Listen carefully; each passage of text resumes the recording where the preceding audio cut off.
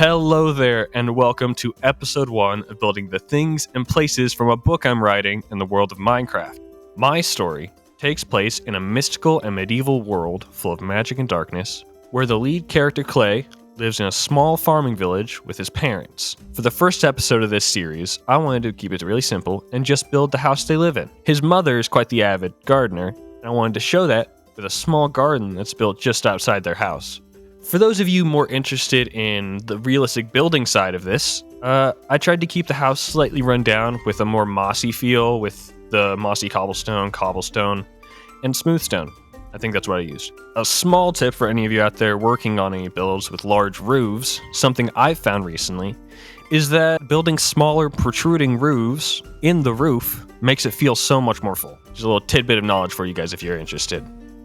I hope you all are looking forward to more episodes in this series. I'm excited to build this world that I am very passionately creating both on paper and in the world of Minecraft. And I hope you all are looking forward to it as well. I will see you next time.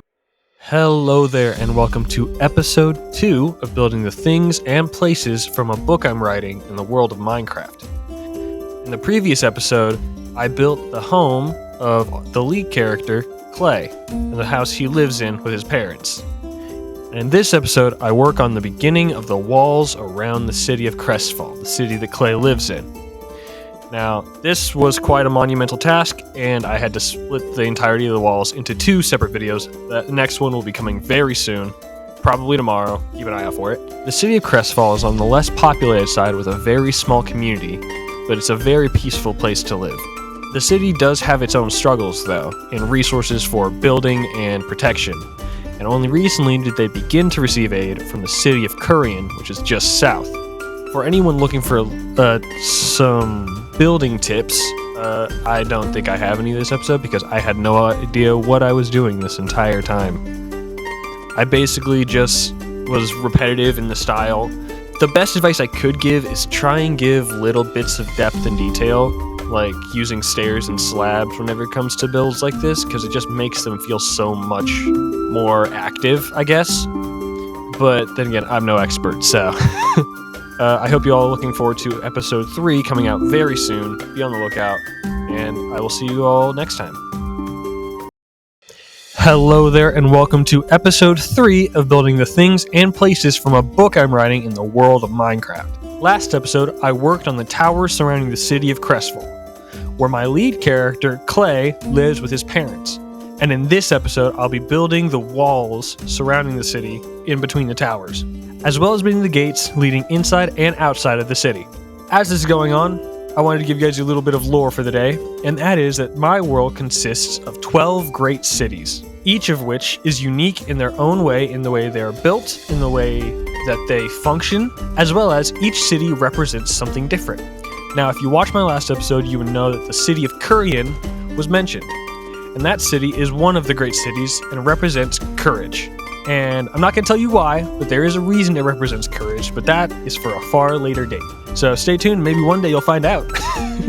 Now, for those of you wanting a little bit of build tips, I do have one this time. I didn't have one last time, I do have one this time. And that is, don't overthink your gradients. As you're watching, you'll see that I have a gradient going from dark to dark gray to light gray. And that's only 3 different blocks. I know that sometimes you'll see these gradients with like a bajillion different blocks in them that transition super smoothly, but you don't need to do that. It can look good, but you don't need to. You can make a good gradient with just 2 or 3 blocks going from dark to light or light to dark. It doesn't really matter. So in general, don't stress your gradients.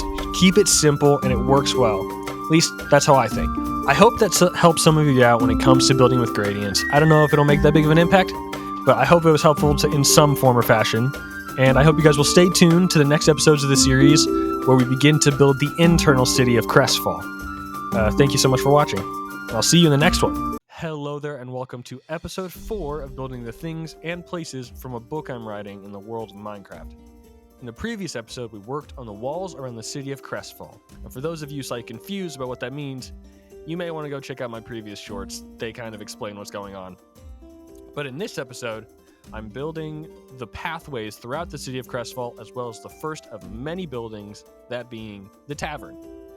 Now, said tavern was built and is run by Clay's father, who doesn't have a name, but he owns the place and he runs the place, and it's known for being quite the rowdy house on event nights. And Clay tends to work there on his off days when he finds nothing else to do.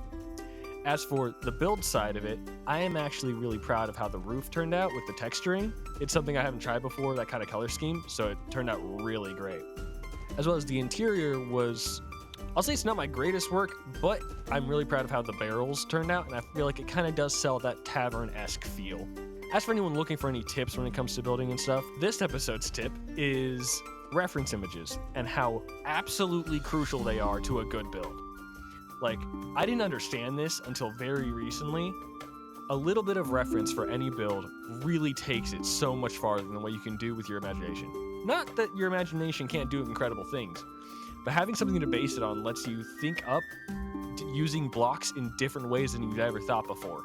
And it's changed the way I build interiors so drastically. So I'd recommend, if you're doing anything bigger or even just small interiors, look up reference images. They are absolutely game-changing, at least in my experience. Anywho, I hope you guys are all enjoying watching this series. I'm having a freaking blast making these videos, and I'm looking forward to continuing to build within the city of Crestfall and within this world. So I will see you all in the next one. Hello there, and welcome to episode 5 of Building the Things and Places from a book I'm writing in the world of Minecraft. In the previous episode, I built the tavern run by the father of the lead character, Clay, as well as marked the roads within the city. Now, in this episode, I will be finishing the roads within the city, as well as really kicking off filling up the city by marking out where all of the buildings are going to be. And I've done this by using different colors of wool to help keep my brain in check, pretty much. Now, for the lore today, it's actually a very in-depth one. Every year, the people of Crestfall have vines that they grow right outside their house. Now, these vines are quite special to the people of Crestfall because they bloom a very special type of flower known as the Golden Stella. When the flower blooms, it has a special light to it that can remind you of a star. Now, the people of Crestfall will spend every year cultivating and growing these vines around their house, so that on the night of the blooming festival, each member of the village will grab a flower. They will meet at the fountain in the center of the city, where each will release their flower into the water.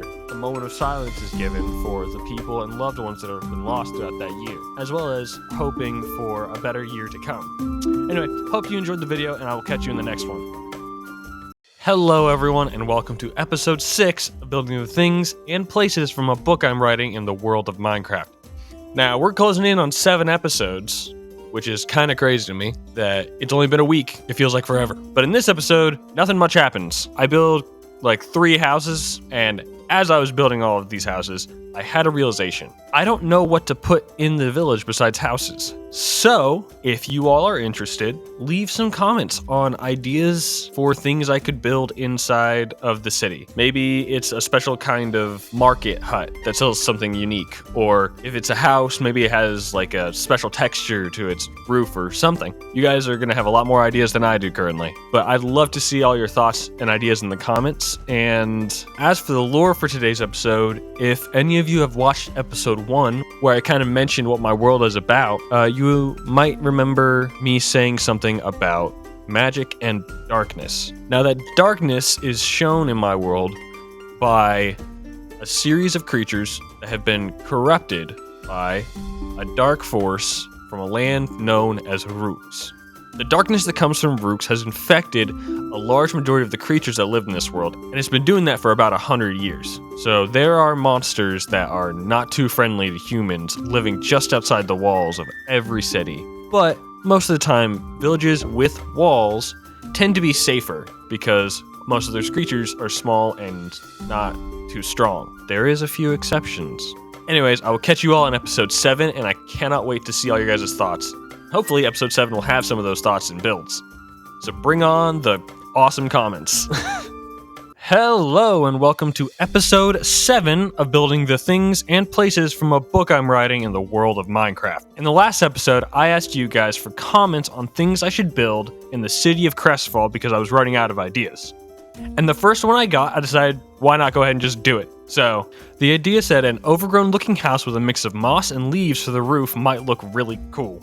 And I agree. I think it would look really cool. So I did my best to kind of keep with the theme of the village itself, but also really mix in the moss and the overgrown feel, as well as I added a tree kind of growing out of the roof to really sell the overgrown feel. And I figured, since it's in the village, might as well give it a little bit of lore. So the lore that I'm saying was this was the house of the last warrior of the village, last true protector of the village. And he passed away a great many years ago, and the people had great respect for him, so they never really went and touched his house. They left it exactly as he left it, and over the years, it's grown into quite the sight. Anyway, I hope I did your build justice. I think it looks really great, and I hope that you like the way it looks as well. And if any of you watching are interested in seeing anything you want built in my next short, feel free to leave a comment. I can't promise I will build every single one, but I will do my best to build as many of the ones that I think will fit the village as possible. So, thanks so much for watching, and I'll catch you all in the next one.